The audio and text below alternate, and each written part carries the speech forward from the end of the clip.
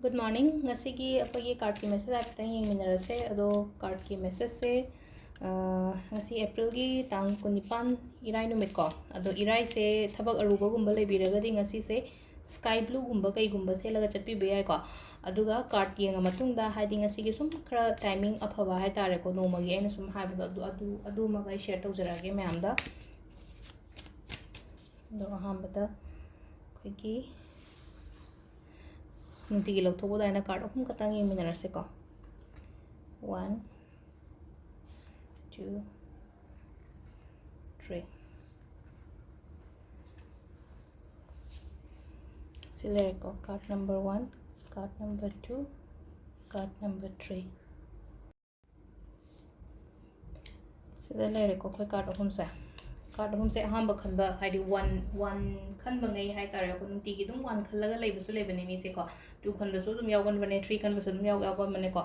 1 gi se ko khoi first ke so haidi sel thum gi hai tare ko khatang haidi keno leibudo hai tare ko tension leiba hai tare ko paisa se haidi konagadra konaroidra kani yamna khanjana ba hai tare ko do kemta sida hai ka sigi card si guidance na hai base kaino hai paisa se haidi ma se energy gum bane ba haidi amuk chat kani amuk lak kani apoi da khambra adu duna ko yam kana khanjan bi da ba hai tare ko haidi paisa se dum khutta di dum leidi leibado do leiraga su dum chatpana hen bagumba adumaina oirakpaduna haidi wakhan se mahal nuaijada ba haida paisa se amta chatlaning da na haidi kollaga leise ma sina ko haidi paisa se loi makhong nu su konjale makhutna su konjale ko loina ma ado ma paisa leitabra hairaga di dum pai budi paijari ne bu nu khara masa gi na chat khigadra haidi arembada haibagi masa da tension adum leijabado hai tare ko ado mai leire ko hamba i card se ani su bagi se nine of pentacles ko 9 of pentacles se phai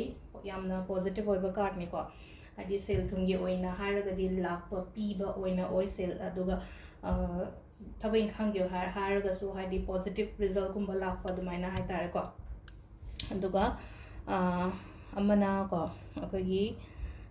kai pregnancy gumba kai gumba su katang indicate sawe ko haidi nupi gi symbol thoga sumaina lai se ko aduga mukna atopa message na kai haibano hai kanza khara so isha gi na ngasi se katang kina nana su layo yamna ko aduga ahum suba card sina ko haidi 8 of wands like ko 8 of wands hairagadi haidi some good news hai tare ko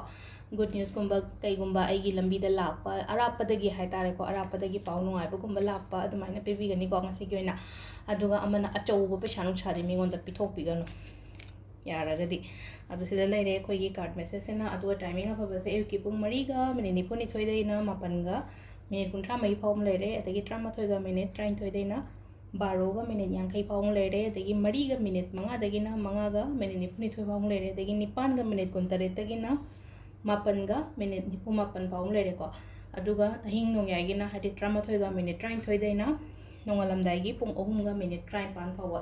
sisna akhoi gi afaba matam ko adu sida leire akhoi gi ngasi gi friday numit ki daily card message se ko thank you